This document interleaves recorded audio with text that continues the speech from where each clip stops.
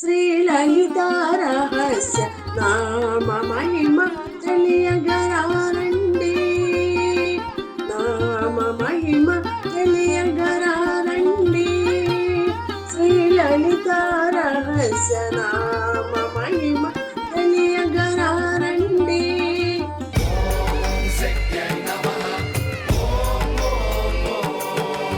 విజయశ్రీ గారు నమస్కారం అండి. నమస్కారం త్రిలక్ష్మి గారు. విజయశ్రీ గారు, మన సదాశివ కుటుంబ సభ్యులకి రహస్యనామాల్లో ఏ ఫలితం ఇవాళ అందిస్తారు? ఇవాళ చాలా మంచి ఫలితం అండి. ఆడవాళ్ళందరికీ చాలా ఆనందాన్ని ఇచ్చేది అది. చక్కటి శరీరాకృతి వస్తుంది ఈ నామం పారాయణ చేస్తే. అబ్బాబాబా, ఏంటండి ఒకసారి చెప్పండి. ఈ నామము పారాయణ చేస్తే చక్కటి శరీరమైనటువంటి, అంటే శరీరానికి మంచి ఆకృతి వస్తుంది. అంటే మరీ లావు కాదు, మరీ సన్నం కాదు, చక్కటి ఫిజిక్ అనమాట. మంచి బాపు గారి బొమ్మలాగా, బాపు గారి బొమ్మలాగా అవుతారు.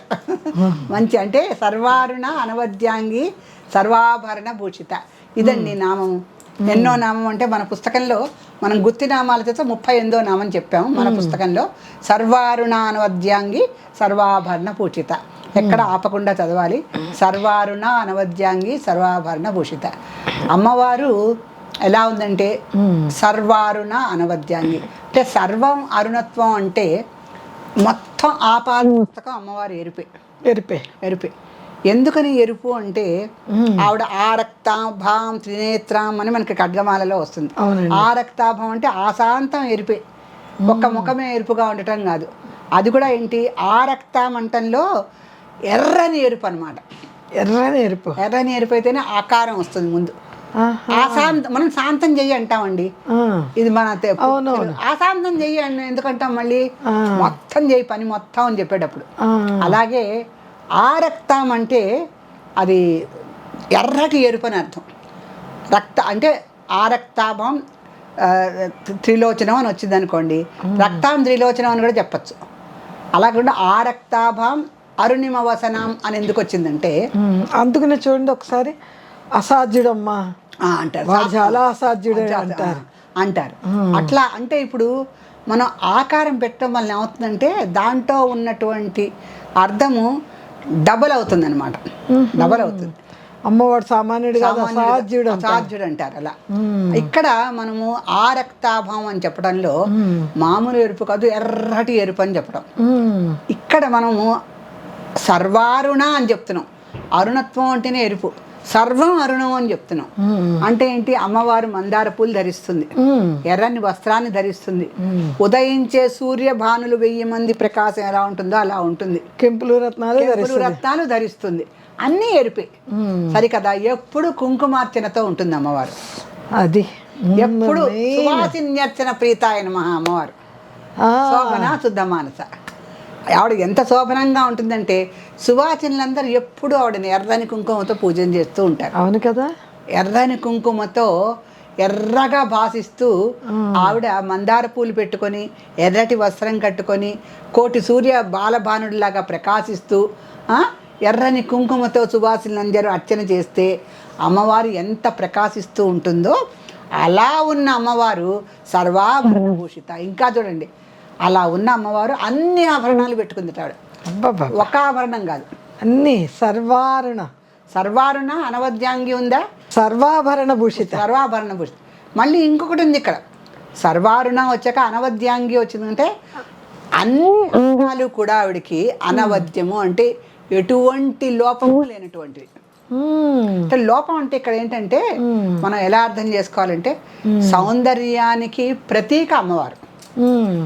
నాసిక ఎలా ఉంటారంటే చంపకాశోక, అదే చాంపేయ కుసుమప్రియ,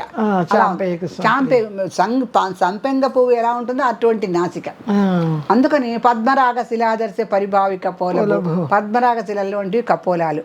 అలా అంటే సౌందర్యం అనేది ప్రకృతిలో పరాకాష్ఠ దశలో ఏదైతే ఉందో ఆ ఉపమానాన్ని తీసుకొచ్చి అమ్మవారి సౌందర్యాన్ని వర్ణించారు. అంటే మహాలావణ్య సేవదేని ముందు నామంలో వచ్చింది కదండి. ఎక్కడన్నా సౌందర్యాన్ని మనం వెతుకుతే ఇంతకన్నా సౌందర్యం ఇంకెక్కడా లేదు అని చెప్పగలిగేటువంటి సౌందర్యం అమ్మవారిది. అంతకు మించిన సౌందర్యం ఎక్కడ సృష్టిలోనే ఉండదు. ఆవిడే సృష్టికర్త కదా, ఇంకేం సృష్టిస్తుంది. ఆవిడే అత్యద్భుతమైన సౌందర్యంతో చిదగ్నికుండ సంభూత, చిదగ్నిలోంచి పైకి వచ్చింది. అంత అద్భుత సౌందర్యవతి నీ మించిన సౌందర్యవతులు అసలు లేరు విశ్వంలో. అందుకనే ఎక్కడన్నా లావణ్యము, సొబగు, సౌందర్యము, సొగసులు, వయ్యారాలు, అవన్నీ అంటే శరీరాకృతులు ఇవన్నీ కుప్పపోసినట్టు ఉన్నాయంటే ఆవిడ లలితా త్రిపుర సుందరి. ఆ లలితా త్రిపుర సుందరి సౌందర్యం చూడాలి అంటే మనకి నవరాత్రుల్లో లలితా త్రిపుర సుందరి వస్తుంది, లలితాదేవి కూడా వస్తుంది. అవునండి, బాలా త్రిపుర సుందరి వస్తుంది, బాలా త్రిపుర సుందరి వస్తుంది, లలితాదేవి అవతారం కూడా వస్తుంది. లలితా త్రిపుర సుందరి వేరు, బాలా త్రిపుర సుందరి వేరు. మీరు లలితా త్రిపుర సుందరి ఏమో యవ్వనవతి, బాలా త్రిపుర సుందరి ఏమో బాల. అలా అమ్మవారిని 9 రోజులు మనం 9 రకాలుగా పూజిస్తాం కదా. అందుకని అమ్మవారిని లలితా త్రిపుర సుందరిగా పూజించేటప్పుడు పరమాద్భుతంగా అందరూ కూడా అమ్మవారిని అలంకరిస్తారు. మనం కూడా అలంకరించుకోవాలి. అలా అమ్మవారు కూడా ఏంటంటే ఆభరణము అంటే ఒక అర్థం ఉందండి. అది భరణము అంటే మనకు తెలుసు కదా, అదొక అంటే స్త్రీలకు భరణం ఇప్పించేవారు భర్త చేత. ఏ కారణంగా భర్త దూరంగా ఉంటే ఈవిడ మెయింటెనెన్స్ కోసం భరణం అంటే ఏంటంటే ఇప్పటి పోషణ.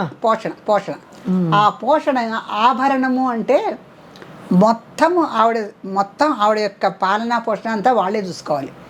ఇక్కడ ఉట్టి భరణం అంటల్లా, ఆభరణము అదిగా సర్వాభరణము. మొత్తం ఆవిడ పాలనా పోషణ చూసుకోవాలంటే ఆవిడకి రోజు పట్టుకెళ్ళి పైనుంచి కింద వరకు బంగారం తొడుగులు తొడగాలన్నమాట. అమ్మవారు కదా, మరి ఇక్కడ ఈవిడ మెయింటెనెన్స్ వేరు. అవునవునవును, అంతే, నిజమే. అందుకని సర్వాభరణ భూషిత. ఆభరణం అంటే ఒళ్ళు కనిపించకుండా నగలు పెట్టుకోవడంట. ఇప్పుడు మనకి పెద్ద పెద్ద మన ఏంటంటే మిలేనియర్స్ పెళ్ళిళ్ళు అలాగే చేస్తారు, బట్టలు కట్టుకోకుండా ఒంటికి నగలే పెట్టుకుంటున్నారు వాళ్ళు.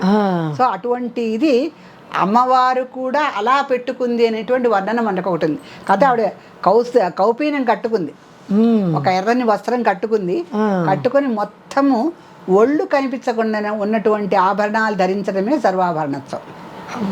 ఆభరణము అంటే ఒళ్ళంతా కనిపించకుండా నగలు ధరించాలి. అలా అమ్మవారు సర్వారుణ అనవద్యాంగి సర్వాభరణ భూషిత. చక్కగా ఏ అవయవంలోనూ లావణ్యంలో ఇంతకన్నా మించిన లేదు అన్న అవయవాలతో మొత్తం ఎర్రటి ఎరుపుతో ప్రకాశిస్తూ మొత్తం ఆపాద మస్తకము ఆభరణాలను ధరించినటువంటి అత్యద్భుత సౌందర్యవతి మన శ్రీమాత. ఎంత అద్భుతంగా చెప్పారండి.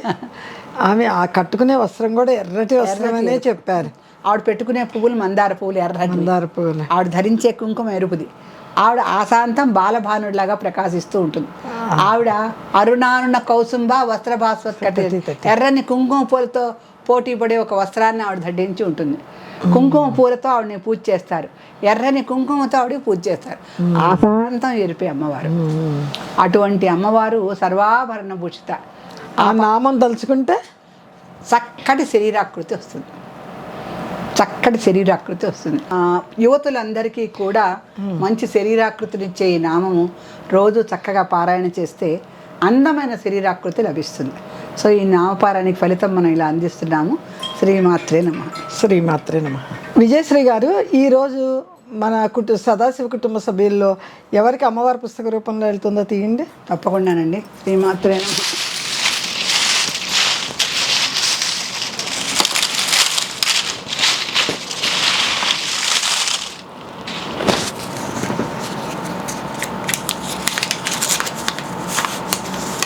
ఇవాళ అమ్మవారి అనుగ్రహం లభించింది. సిహెచ్ లత జగిత్యాలనండి. సిహెచ్ లత జగిత్యాల నుంచి రాశారు ఆవిడ. సిహెచ్ లత గారు, మీరు ధన్యులండి. త్వరలోనే యాజమాన్యం వారు మీకు పుస్తకాన్ని అందిస్తారు. ఓపికగా వేచి చూడండి, తప్పనిసరిగా మీకు 10 రోజుల్లో పుస్తకం అందుతుంది. శ్రీమాత్రే నమః. లత గారు, మీరు పూర్తి చిరునామా, పిన్ కోడ్ నెంబరు వివరంగా పంపించండి. మీకు అతి త్వరలో పుస్తకం అందుతుంది. శ్రీమాత్రే నమః.